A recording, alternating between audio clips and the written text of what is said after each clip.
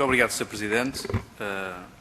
Começo por cumprimentar naturalmente os colegas e um cumprimento especial para o professor Santos Pereira por cá vir, por essa disponibilidade rápida, mas sobretudo porque serviu Portugal num momento muito difícil e ainda por cima numa pasta em que era preciso naquela altura ainda ser mais inventivo do que hoje para captar investimento e poder dobrar o Rubicão que na altura enfrentávamos.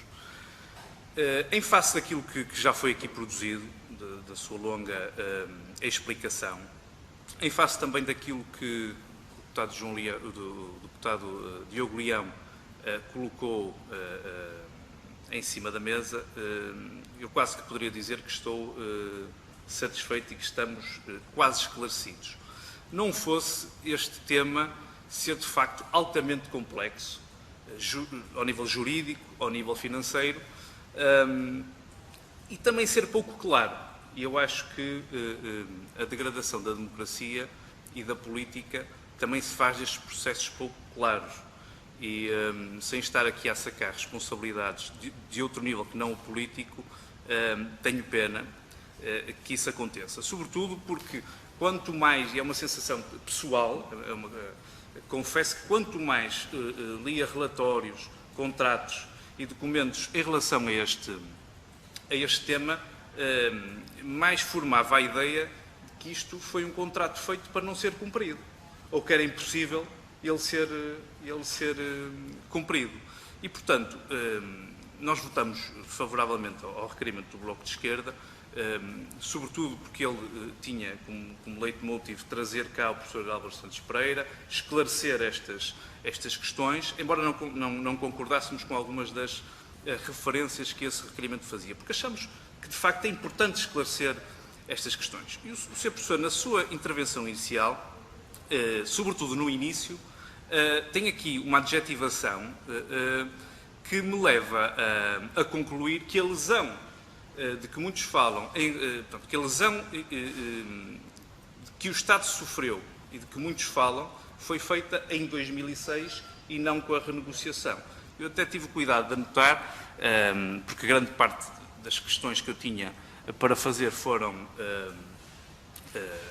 satisfeitas com a sua intervenção inicial e até colocadas pelo deputado Diogo Leão, e no início, como dizia, o Sr. Professor utiliza frases como contrato feito para países subdesenvolvidos, contrato para convencer a opinião pública, transferências de tecnologia sobrevalorizadas, uma estratégia disfarçada e acabando com, parece que descobrimos a pólvora e, infelizmente, não era o caso.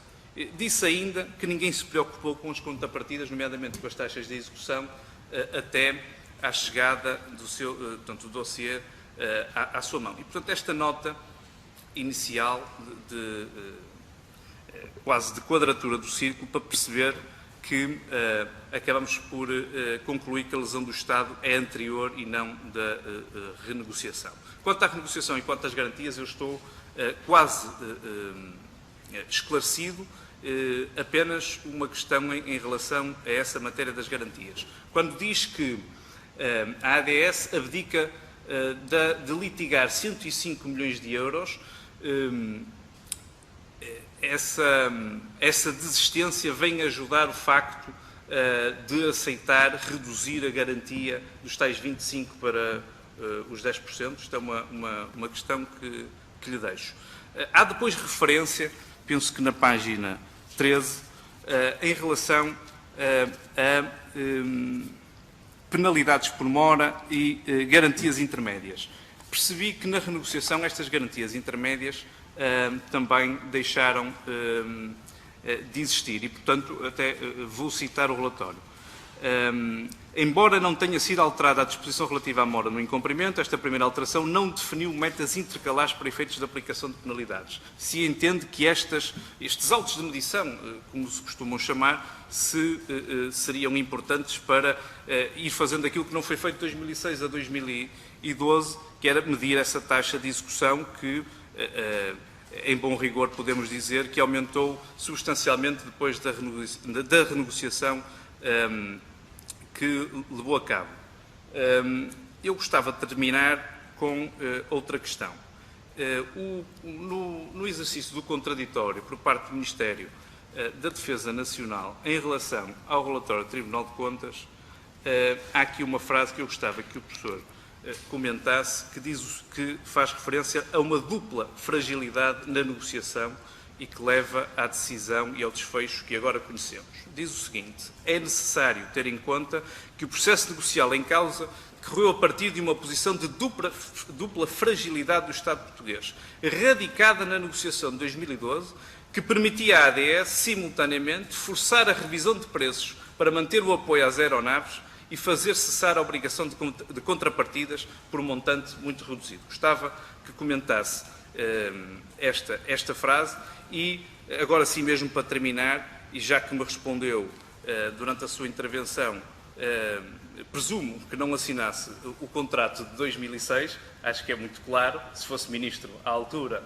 não o assinasse, pergunto-lhe que se fosse Ministro hoje e tivesse essa responsabilidade, se optava, com a informação que tem com certeza, que isto é um contexto, se optava pela resolução unilateral, se optava pela revogação por mútuo acordo, como acabou por optar o Estado português, ou se renegociava novamente, já que as taxas de execução tiveram um incremento muito grande depois da negociação de 2012.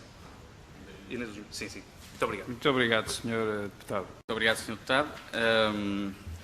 Se eu acho que o Estado foi lesado em 2006, eu não vou pronunciar sobre essa matéria. O que eu posso dizer é,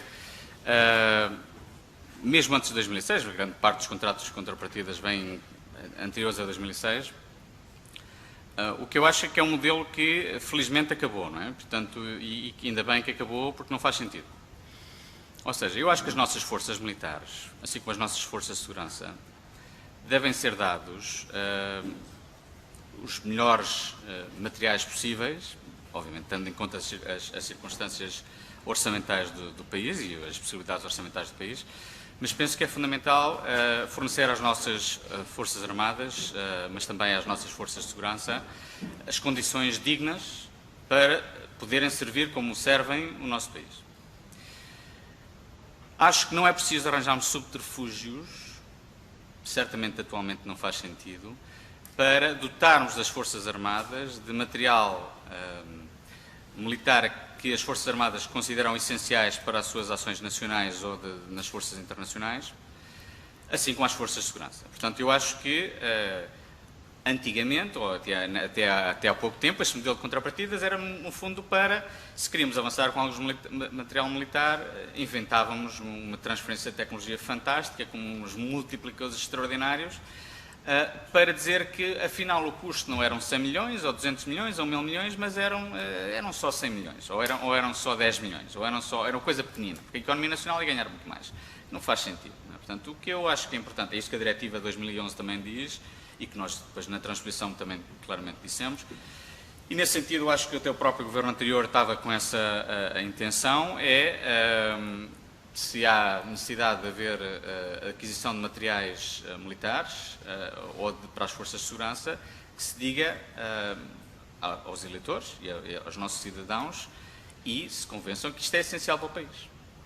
Não é preciso inventar truques, para todos os efeitos, para conseguir vender este tipo de aquisição à opinião pública. E, portanto, nesse sentido, eu acho que é importante fazermos o que estamos a fazer agora. Não é? Portanto, a partir de agora, a partir de 2011, acabou este tipo de contrapartidas. Um país avançado como Portugal não precisa deste tipo de contrapartidas ou deste tipo de negócios para tentar convencer as suas opiniões públicas de que estes materiais são importantes. Segundo, pergunta-me se, como a ADS abdicou de executar contrapartidas em 105 milhões, se isto justifica um pouco a negociação para os 10%. É 10 mais 10, lembre-se disso. Eu acho que é importante dizer que é 10 mais 10.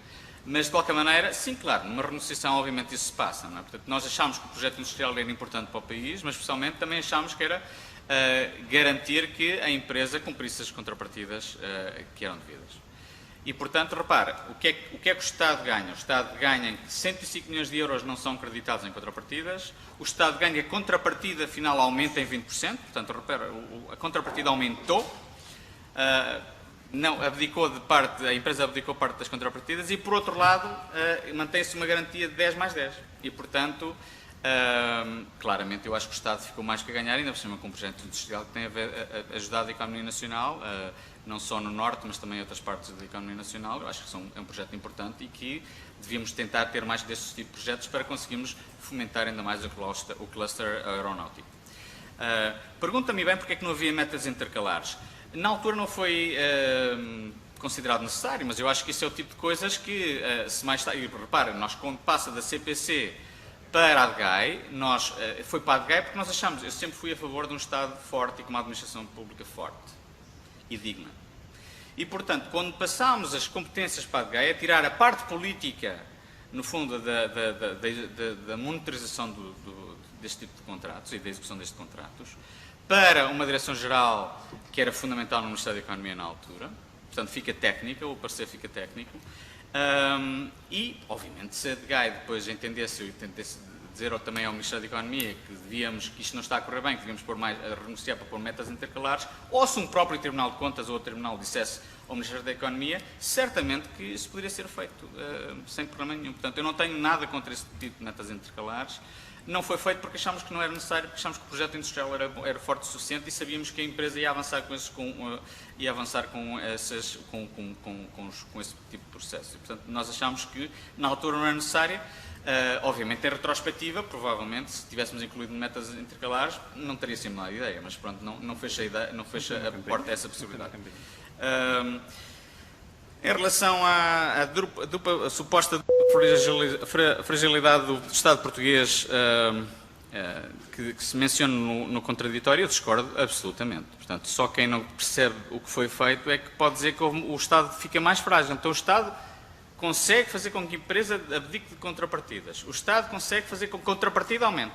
O Estado consegue fazer com que um projeto industrial importante fique na economia nacional. E o Estado se fragilizar. Não faz sentido nenhum. Portanto, eu discordo totalmente dessa afirmação. Em relação a 2018, eu acho que isso é uma questão... O que é interessante é ver que a DGAI, pelo que parece, estava a favor da extensão do contrato, porque achavam que isto era importante para a economia nacional, decidiu-se fazer o contrário, isso tem que perguntar depois ao Ministro atual, não vou comentar. Muito obrigado.